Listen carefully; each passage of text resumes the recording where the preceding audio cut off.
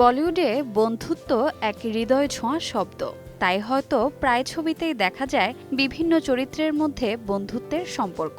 তবে সেলুলয়েডে বন্ধুত্বের প্রতিচ্ছবি ফুটিয়ে তোলা যত সহজ, বাস্তবে তার ছাপ পাওয়া কঠিন। সম্প্রতি সালমান এবং অক্ষয়ের বন্ধুত্বের সুর পাওয়া গেল বিগ বসের সেটে।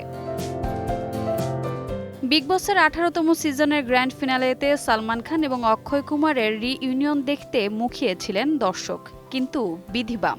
বিগ বসের সেটে সময় মতোই পৌঁছেছিলেন অক্ষয় কুমার, কিন্তু দেরিতে আগমন হয় খান সাহেবের।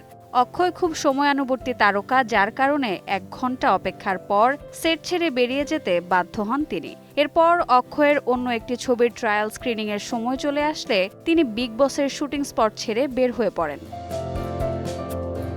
গণমাধ্যম সূত্রে জানা গেছে, অক্ষয় বের হওয়ার আগে সালমানের সঙ্গে কথা বলেন, তাকে জানান পূর্ব প্রতিশ্রুতির জন্য তিনি চলে যেতে বাধ্য হচ্ছেন। সালমান জবাবে বলেন তিনিও আশা করেন অক্ষয়কে অন্য কোনো শোতে পাওয়া যাবে। তবে অক্ষয় কুমার না থাকলেও অক্ষয়ের সহশিল্পী বীর পাহাড়িয়া সেখানে শেষ পর্যন্ত ছিলেন। তিনি সালমানের সাথে বিগ বসের গ্র্যান্ড ফিনালের মঞ্চ মাতিয়ে রাখেন নাচের ঝলক দেখিয়ে। রোজা চৌধুরী, সময় সংবাদ।